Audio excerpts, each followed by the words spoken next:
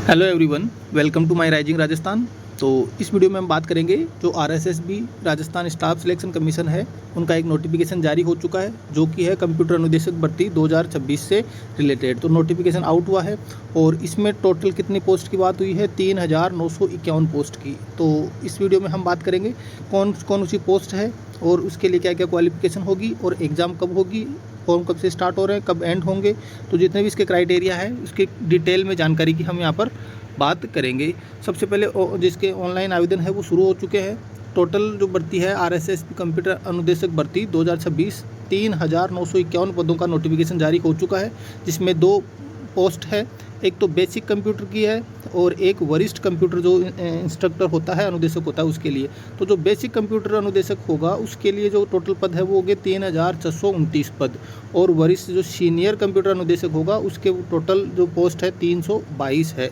और इसके जो ऑनलाइन फॉर्म है वो स्टार्ट हो चुके हैं और इसकी जो अंतिम दिनांक लास्ट डेट है वो होगी 23 जून 2026। मतलब लगभग हमारे पास में अभी भी 25 से 30 दिन इसके लिए दिए गए हैं फॉर्म अप्लाई करने के लिए। अब बात करें इसके सिलेबस के बारे में, इसका जो एग्ज़ाम है वो किस बेसिस पे होगा, तो बने रहिए हमारे साथ। हाँ जी, तो अब हम यहाँ पर बात करेंगे इसकी परीक्षा की स्कीम क्या रहेगी, क्या क्या इसका सिलेबस पाठ्यक्रम रहेगा। तो देखो, the examination shall carry 200 marks, 200 marks होंगे इसके total. There will be 2 papers, 2 paper होंगे। Paper 1 shall be of 100 marks and paper second shall be of 100 marks. दोनों पेपर 100 नंबर के होंगे। टोटल 200 नंबर का ये पेपर होने वाला है। तो हम सबसे पहले बात करेंगे जो सीनियर कंप्यूटर इंस्ट्रक्टर है। सीनियर कंप्यूटर इंस्ट्रक्टर दोनों के लिए सेम पेपर रहेगा, वो 200 मार्क्स का है। 100 नंबर के 2 पेपर होंगे, सेम रहेगा। सिलेबस थोड़ा सा आगे पीछे है, तो हम सबसे पहले सीनियर कंप्यूटर जो इंस्ट्रक्टर है उसके सिलेबस के बारे में बात करेंगे। तो जो फर्स्ट पेपर होगा उसमें the question paper will be carry maximum 100 marks का होगा। 2 घंटे आपको इसके लिए मिलेंगे। ड्यूरेशन ऑफ क्वेश्चन पेपर की ड्यूरेशन है वो कितनी होगी, 2 घंटे की होगी। The question paper will carry 100 questions of multiple choices, वो एमसीक्यूज ऑप्शन वाले क्वेश्चन आपको देखने को मिलेंगे। Paper shall include following subjects, कौन कौन से सब्जेक्ट होंगे, art and culture, history, geography, general science and current affairs of Rajasthan. अब जनरल साइंस का मतलब राजस्थान से रिलेटेड नहीं है, मतलब जनरल साइंस जो 10th लेवल की होती है वहीं तक पूछे जाएंगे। बाकी जितने भी टॉपिक है वो राजस्थान के लेवल के होंगे।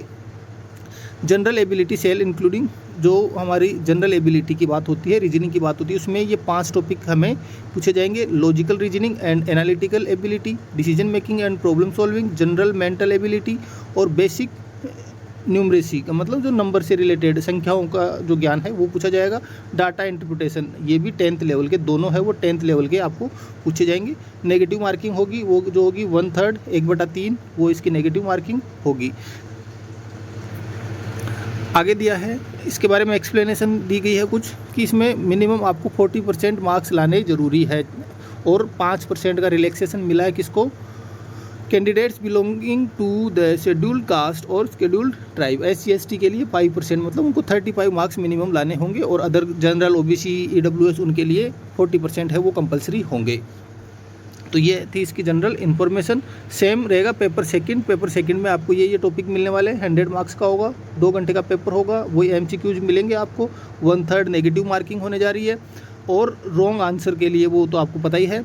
और वही मिनिमम आपको कितने मार्क्स लाने हैं, 40%, और SC/ST के लिए 5% का रिलैक्सेशन यहाँ पर दिया गया है।